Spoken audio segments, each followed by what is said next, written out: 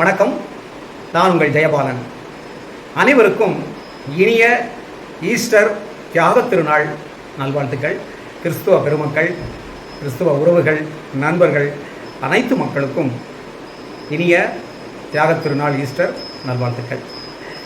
இந்த ஈஸ்டரை பற்றி நம்ம ஒவ்வொரு வருஷம் நம்ம அதை நினச்சி பார்க்கும்போது, இறைவன் நம்மீது கொண்ட அளப்பரிய அன்பின் காரணமாக அவர் என்ன சொல்கிறாரு, இயேசு தன்னை சிலுவையில் அறையிறதுக்காக கொண்டு போகிறாங்க.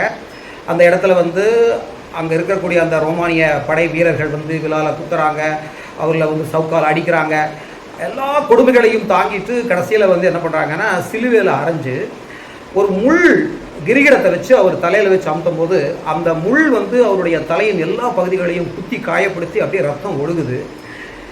இந்த இதில் இந்த சிலுவையில் அறையிறதுல ஒரு கொடுமையான பனிஷ்மெண்ட் அப்படிங்கிறது என்ன அப்படின்னா, என்ன பண்ணுவாங்க, இந்த முழங்காலுக்கு கீழே அந்த காலை 2 காலையும் உடைச்சிட்ருவாங்க.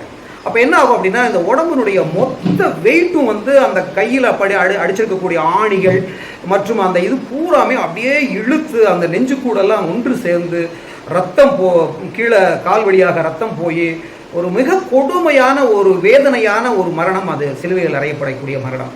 அப்போது இயேசு கிறிஸ்து அந்த மரணத்தை எல்லாம் தாங்குகிறார் என்றால் எதற்காக என்றால், அவர் மக்கள் மீது கொண்ட அன்பின் காரணமாக. அவர் என்ன சொல்றாரு, நான் உங்களுடைய பாவங்களை நான் ஏற்றுக்கொண்டு என்னுடைய உயிரை கொடுத்து என்னுடைய பாவங்களை எல்லாம் நான் இறைவனிடம் மன்னிப்பு கோருகிறேன். இந்த என்னுடைய ரத்தத்தின் மூலமாக உங்கள் பாவங்கள் எல்லாம் இந்த நேரத்தில் எல்லாம் மன்னிக்கப்பட்டது அப்படின்னு சொல்லிட்டு அவருடைய அந்த மரணத்திற்காக, அந்த சிலுவையில் அறையப்பட்ட அந்த விஷயத்திற்காக அவர் என்ன சொல்றாரு, அன்பு அப்படிங்கிறத அந்த இடத்துல பிரதானமாக அவர் பயன்படுத்துகிறார். இந்த நேரத்தில் எனக்கு ஒரு சிறு கதை ஒரு ஞாபகத்திற்கு வருகிறது.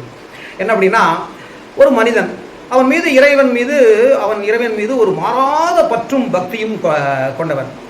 அப்போ அவன் ஒரு நாள் கேட்குறான், ஆண்டவரே கடவுளே, நான் உங்க மேலே இவ்வளோ பக்தி வச்சு உங்களுக்கு எல்லா விதமான பணிவிடைகளையும் செய்கிறேன், ஆனால் நீங்கள் என் கூடயே இருக்கீங்களா, எனக்கு தெரியணும் அப்படின்னு சொல்லி அவன் கடவுள்கிட்ட கேட்குறான். அப்போ அவர் சொல்கிறார், என்ன சொல்கிறாருன்னா, கண்டிப்பாக நீ நடந்து போகும்போது பார்த்தீங்கன்னா உன்னுடைய பாதங்களுக்கு பக்கத்தில் ஒரு பாத தடம் தெரியும். அந்த பாதம் தடம் தெரியுது அப்படின்னா நான் உன் கூடவே இருக்கிறேன் அப்படின்னு அர்த்தம் அப்படிங்கிற மாதிரி கடவுள் சொல்கிறார். அப்போ மனிதன் அப்பப்போ என்ன பண்ணுவான், அவனுக்கு சந்தேகம் எப்பெல்லாம் வருதோ, கடவுளை கூட இருக்கிறாரா இல்லையான்னு சந்தேகம் வரும்போதெல்லாம் என்ன பண்ணுவான், அப்படி திரும்பி பார்த்துக்குவான். பார்த்தா பாதம் தடம் கூடவே வந்துட்டு இருக்கும். அப்போது நடுவில் அவனுடைய வாழ்க்கையில் பெரும் சிரமங்கள் வருது, பெரும் கஷ்டங்கள் வருது. அப்போ திடீர்னு பார்த்தா அந்த கஷ்டங்கள் வரும்போது இறைவனுடைய முறையிடலாம் அப்படின்னு சொல்லி திரும்பி பார்க்குறான். பார்த்தா அந்த பாதத்தடத்தை காணோம். அவனுக்கு வந்த கஷ்டங்களை விட அந்த பாதத்தடத்தை அவன் பார்க்கல அப்படின்னு, ஐயோ நம்ம கஷ்ட நேரத்தில் கடவுள் நம்மளை கைவிட்டுட்டாரே அப்படின்னு சொல்லிட்டு மிகுந்த மனவேதனையோடு அந்த கஷ்டங்களை சந்தித்து ரொம்ப சிரமப்பட்டு அதிலிருந்து மீண்டு வர்றான். அந்த மீண்டு பரவடியும் அவனுடைய வாழ்க்கை ஒரு நார்மலாக பழையபடி ஆனோன்னு பார்த்தா திரும்பி பார்த்தா மறுபடியும் அந்த பாதத்தடம் தெரியுது. அப்போ உடனே கடவுள் நம்ம கூட வந்துட்டு இருக்கிறப்போ தெரியுதுன்னு ரொம்ப கோபத்தோட என்ன பண்ணுறா, திரும்பி அந்த பாதத்தடத்தை பார்த்து, என்ன கடவுளே, நான் கஷ்டப்படுற நேரத்துலலாம் நீங்கள் விட்டுட்டு போயிட்டீங்களே, இப்போ நான் நல்லா இருக்கிற நேரத்தில் மறுபடியும் நீங்கள் வந்திருக்கிறீங்க, அப்போ எதுக்காக கடவுள் அப்படிங்கிற நீங்கள் எதுக்கு இருக்கிறீங்க, நான் கஷ்டப்படும் போது உதவி பண்ணுறதுக்காக தானே நீங்கள் இருக்கிறீங்க அப்படிங்கிற மாதிரி கடவுள்கிட்ட அவன் கோபமாக கேட்குறான். அப்போ கடவுள் சொல்கிறாரு, இல்லைப்பா நீ என்னை தப்பாக புரிஞ்சுக்கிட்ட, நீ நல்லா இருக்கிற நேரத்தில் நான் உன்னுடைய கரத்தை பிடித்து உனக்கு வழிகாட்டி அழைத்து சென்று கொண்டிருந்தேன். ஆனால் நீ கஷ்டப்படுகிற நேரத்தில் நான் உன்னை என் தோள் மீது தூக்கி சுமந்து சென்று கொண்டிருந்தேன். அந்த பாதத்தடம் உன்னுடைய பாதத்தடம் அல்ல, அது என்னுடைய பாதத்தடம் அப்படின்னு சொல்றார். அப்போ இறைவன் நம் மீது வைத்திருக்கின்ற அன்பை நாம் முழுமையாக பெற வேண்டும் என்றால் இயேசு என்ன சொல்றார் அப்படின்னா, நீ உன்னை நேசிப்பது போல, என்னை நேசிப்பது போல உன் அண்டை அயலானை, உன் சகோதரனை நேசி அப்படின்னு சொல்றாரு. அப்போ நாம் கூட பார்த்தீங்கன்னா நம்முடைய வாழ்க்கையில் பல இடங்களில் நாம் இந்த பிறர் மீது வைத்திருக்கக்கூடிய அன்பையும் காருண்யத்தையும் எல்லா வகையிலையும் நம்ம வெளிப்படுத்திட்டு இருக்கோம்.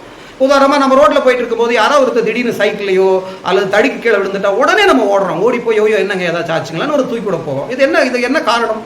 பிற உயிர்களின் மீது நாம் கொண்டுள்ள ஜீவ காருண்யம் அது.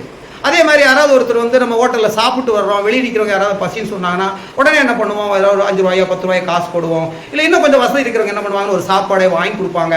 அந்த மாதிரி எல்லாம் பண்ணுவாங்க. இதுவும் என்ன அப்படின்னா நான் பசிக்கிறதுக்காக எனக்கு இதை கொடுத்த இறைவன் வந்து உணவு கொடுத்தார், ஆனால் பாவம் இந்த ஆத்மாவுக்கு உணவு கொடுக்கலையே அப்படின்னு சொல்லிட்டு நாம் அந்த இடத்துல கடவுளுடைய பிரதிநிதியாக இருந்து அந்த அன்பின் காரணமாக, காருண்யத்தின் காரணமாக அவங்களுக்கு வந்து அந்த சாப்பாடை நம்ம வாங்கி கொடுக்குறோம். இந்த மாதிரி எல்லா நேரங்கள்லையுமே எல்லா இடங்கள்லையுமே நாம் வந்து தெரிந்தோ தெரியாமலோ நம்ம எரியாமல் நம்முடைய சக மனிதர்கள் மீது காருண்யத்தையும் அன்பையும் நாம் வெளிப்படுத்தி கொண்டு தான் இருக்கிறோம். என்ன அப்படின்னா, முழுமையாக எந்த விதமான பிரதிபலனும் கருதாமல் நாம் வந்து பிறர் மீது நம்முடைய அன்பை வெளிப்படுத்தி பிறரை நேசிக்கும் பொழுது நாம் வந்து இறைவனுடைய அன்புக்கு பாத்திரமாகிறோம். அப்படிங்கிறது தான் இந்த ஈஸ்டர் திருநாளில் நாம் வந்து ஒரு டேக்அவே மெசேஜாக எடுத்துகிட்டு போகணும் அப்படிங்கிறத பதிவு செய்து, மீண்டும் நம் கிறிஸ்துவ சகோதரர்களுக்கும் உறவுகளுக்கும் நண்பர்களுக்கும் மீண்டும் ஒரு முறை தியாக திருநாள் ஈஸ்டர் வாழ்த்துக்களை தெரிவித்துக் கொண்டு விடைபெறுகிறேன். நன்றி.